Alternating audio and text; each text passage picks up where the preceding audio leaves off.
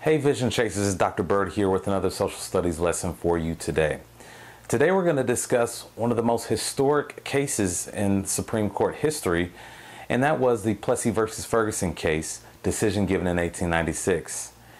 After Reconstruction, the freedmen were free, however, they were unable to enjoy the freedom as a result of systematic discrimination and threats of violence. Now, slowly but surely after Reconstruction, separation of the races became legalized in the South. Now, these laws separating races, they were called the Jim Crow laws. In 1893, the Supreme Court struck down an 1875 civil rights law designed to prevent discrimination against black citizens. Now, this would be a bad sign going forward for the black citizens living in the United States, especially the South.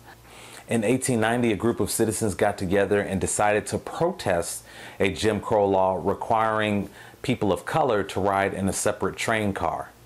They chose a man named Homer Plessy, who was 7/8 white and 1/8 black.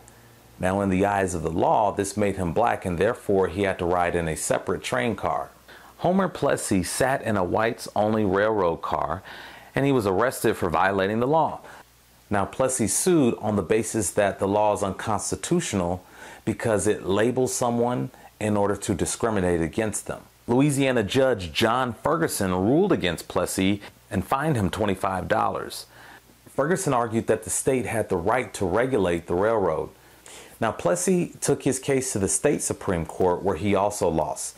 Now, this would set up the stage for 1895, when the Supreme Court would actually take up the case, and their ruling would stand until it was reversed by a 1954 decision. Now, the Supreme Court ruled in favor of the state and its right to regulate the railroad. The court legalized the Jim Crow laws throughout the South. The 7 justices actually agreed that separation is not discrimination. The court said that facilities could be separate as long as they were equal. Now, the facilities included train cars, restrooms, drinking fountains, and even schools.